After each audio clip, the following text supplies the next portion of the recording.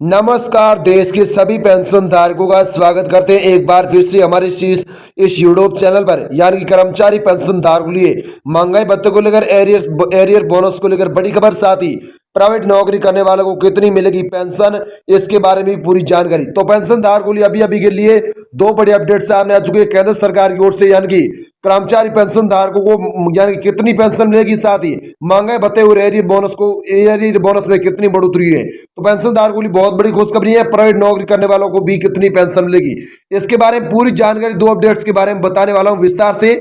आप सभी से गुजारिश है इस वीडियो को पूरा देखेंगे। आप सभी के लिए बेहद रात बड़ी खबर सामने, बड़ी खुशखबरी सामने है। केंद्र सरकार की ओर से आप सभी के लिए बहुत बड़ा फैसला लिया गया है। आप सभी को जानना बहुत ही जरूरी है। आप सभी के लिए बहुत बड़ी खुशखबरी है। तो आप सभी से हाथ जोड़कर विनती, इस वीडियो को एंड तक जरूर देखिएगा। इस वीडियो को लास्ट तक बने रहे। मैं आप सभी से हाथ जोड़कर विनती करता हूं। मैं इसके बारे में एकदम सही और सटीक जानकारी इस वीडियो के माध्यम से आपको पूरी जानकारी दूंगा। चलिए पेंशनधार को वीडियो के और नजर डालते हैं। तो पहली बड़ी अपडेट्स की बात करें तो आप सभी के लिए यानी कि कर्मचारी पेंशनधार को मिलेगा यानी कि 4% डीए के साथ यानी कि मिलेगा एरियर बोनस का भी लाभ। सीएम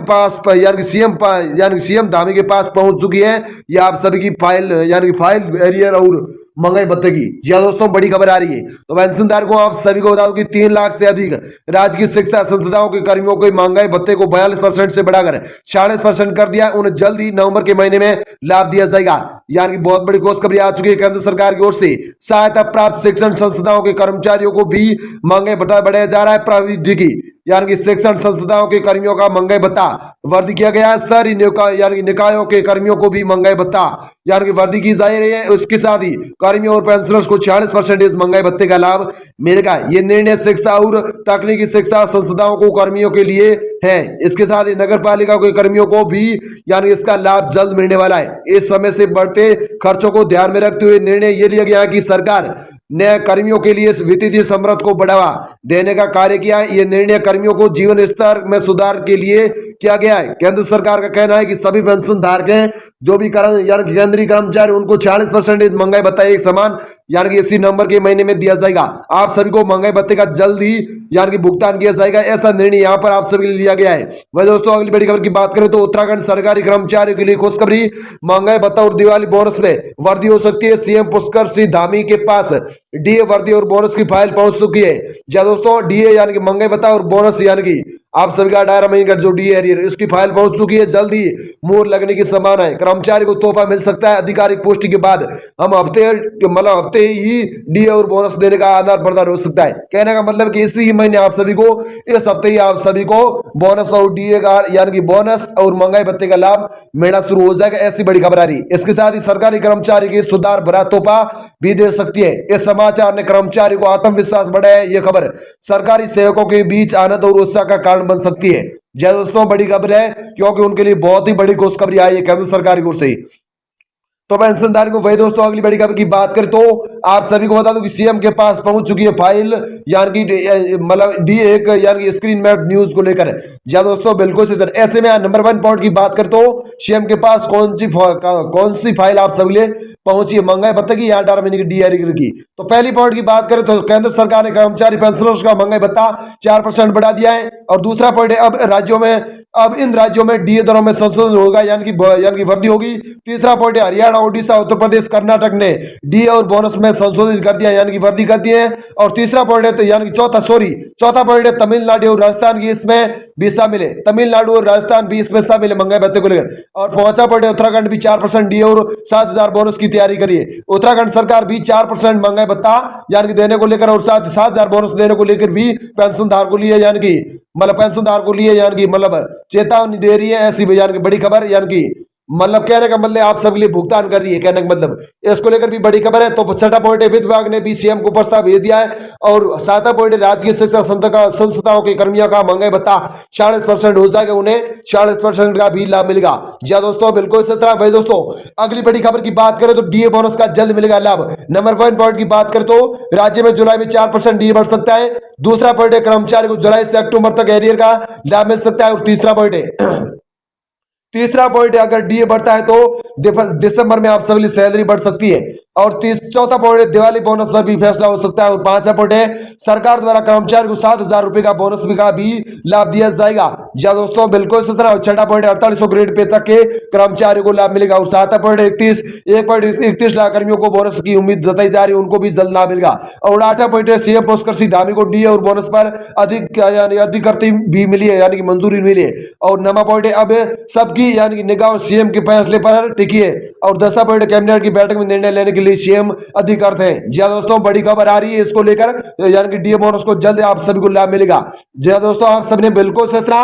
अब पेंशन धारकों के लिए दूसरे बड़ी अपडेट्स की बात करें तो आप सभी लिए दूसरा बड़े अपडेट ये आ रहा है कि प्राइवेट कर्मचारियों को दिवाली पर मिलेगी एक्स्ट्रा पेंशन। ईपीएफ ने जारी किया अपने नई गाइडलाइन। जी हाँ दोस्तों, मैंने आप सभी को दूसरे पॉइंट में बताया था कि कर्मचारी है जो भी पेंशनर्स है वो प्राइवेट में नौकरी करते तो उनको कितनी पेंशन मिलेगी, तो इसके बारे में आप सभी को बताने वाला हूं कि एक्स्ट्रा कितनी पेंशन मिलेगी। तो पेंशनदार को इसके बारे में पूरी जानकारी देने वाला हूं। तो पेंशनदार को आपको बता दूं कि अब प्राइवेट क्षेत्र यानी कि क्षेत्र में काम करने वाले करोड़ों ईपीएफ खाता धारकों को अधिक पेंशन मिलेगी, क्योंकि कर्मचारी भविष्य निधि संगठन ईपीएफ खाता धारकों को अधिक पेंशन देने की अनुमति ले ली है केंद्र सरकार। ऐसा यानी कि ईपीएफ सुप्रीम कोर्ट का फैसला आया है। भाई दोस्तों, अगली बड़ी खबर की बात करें तो अब प्राइवेट सेक्टर यानी कि प्राइवेट सेक्टर में काम करने वाले लोगों करोड़ों ईपीएफ खाता धारकों को अधिक पेंशन मिलेगी, यानी कि ज्यादा पेंशन मिलेगी, क्योंकि कर्मचारी भविष्य निधि संगठन में ईपीएफ खाता धारकों को अधिक पेंशन देने की भी अनुमति की गई है। इसके लिए ईपीएफ ने अकाउंट होल्डर्स के लिए एक नया नियम बना दिया है, लेकिन 31 अगस्त 2014 को ईपीएफ के सदस्य कर्मचारियों को ही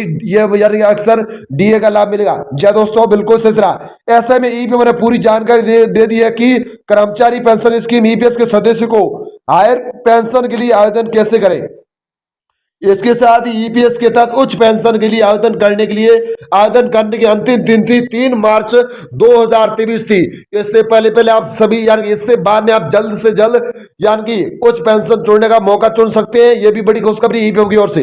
यद्यपि यानी 31 अगस्त 2014 को पीएफ के सदस्य होने और ईपीएस के तहत हायर पेंशन का चयन नहीं करने वाले कर्मचारियों को यह अक्सर यानी कि लाभ मिलेगा, गाइडलाइन के आधार पर आप सभी को बताया गया है। तो पेंशनदार को लिए भी बहुत बड़ी खुशखबरी है दोस्तों। आपको बता दूं कि दोस्तों अगली बड़ी खबर की बात करते हो ईपीएफ ने ईपीएस सदस्यों को 15,000 रुपए की प्रतिमाह से अधिक पेंशन योग्य वेतन देने की भी अनुमति की है। यानी कि ईएपीओ यानी कि पीएफओ की नई प्रक्रिया से सब्सक्राइबर और उनके नियोक्ता मिलकर यानी कि मतलब ईएपीएफएस के तहत उच्च पेंशन के लिए आवेदन कर सकते हैं। इसका अर्थ है कि सदस्य अब अपने मूल वेतन का 8.33% दे सकते हैं। जी दोस्तों, बिल्कुल सस्ता। भाई दोस्तों, अगली बड़ी खबर की बात करें तो क्या है ईपीएफ से हायर पेंशन पाने के लिए योग्य। जी दोस्तों, क्या है ईपीएफ से हायर पेंशन पाने के लिए आप योग्य हैं या नहीं, इसके बारे में बताने वाला हूं। तो आपको बता दूं कि ईपीएफ ने उन कर्मचारियों की मांग को स्वीकार कर लिया जिन्होंने पीएफ योजना के तहत अधिक वेतन से पेंशन स्कीम में योगदान दिया है। या दोस्तों, ईपीएफ की उन कर्मचारियों की मांग स्वीकार कर ली है जो ईपीएफ योजना के तहत यानी अधिक वेतन से स्कीम में योगदान दिए थे, उनकी यानी कि मांगे स्वीकार कर लिए। यह भी बड़ी खबर आ रही है भाई दोस्तों। आपको बता कि और रिटायरमेंट से पहले और इसके साथ ही और रिटायरमेंट से पहले अधिक पेंशन कवरेज का विकल्प चुना है।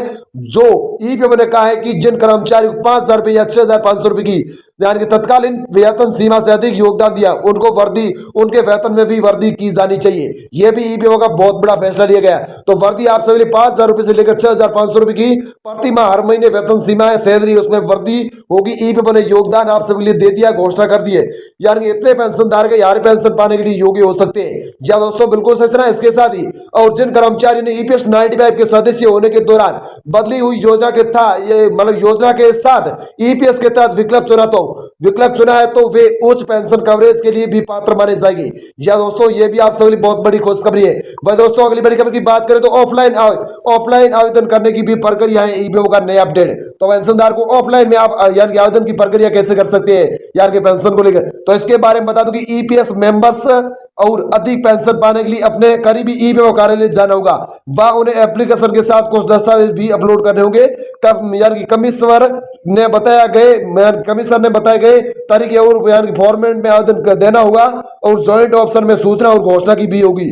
और आवेदन प्राप्त करने के बाद सर्कुलर के मुताबिक इसका समाधान आप सभी कर दिया जाएगा। तो आप यानी कि ऑफलाइन में भी यानी कि आवेदन कर सकते हैं यानी कि पेंशन को लेकर। तो पेंशनदार को ऐसी यानी कि प्राइवेट नौकरी करने वाले कर्मचारियों के लिए ईपीएफ की ओर से बड़ी खबर आई है, जो आप सभी को इतनी एक्स्ट्रा पेंशन मिलेगी, आप सभी ऐसी बड़ी खबर आई। तो पेंशनदार को मैंने आप सभी को दो बड़े अपडेट्स इसके बारे में विस्तार से इस वीडियो के माध्यम से एकदम सही और सटीक जानकारी के माध्यम से बता दिया है। आप सभी को जानकारी पसंद आई हो तो इस वीडियो को लाइक, चैनल को सब्सक्राइब से करें। साथ ही आप सभी से एक गुजारिश है, इस वीडियो को ज्यादा से ज्यादा केंद्रीय कर्मचारी, पेंशनर से, ईपीएफ के मेंबर से, जो भी छोटे कर्मचारी हैं यानी कि मोदी सरकार के, उनके साथ भी शेयर करना ना भूले, तो वो भी इसका लाभ उठा सकते हैं कि हमें प्राइवेट नौकरी करने के बाद कितनी पेंशन मिलेगी, साथ ही हमें महंगाई भत्ता और एरियर बोनस का भी कितना लाभ मिलेगा, इसके बारे में वो भी जान सके पेंशनदार को। तो उनके साथ शेयर करना बिल्कुल ना भूले। आप सभी से हाथ जोड़कर विनती है, इसके साथ 100 के साथ उनको शेयर करना ही होगा, तो वे भी यानी कि इस बड़ी खबर का लाभ उठा सकते हैं। तो पेंशनदार को आप सभी को वीडियोस को देखने के लिए आप सभी का बहुत बहुत तहे दिल से धन्यवाद।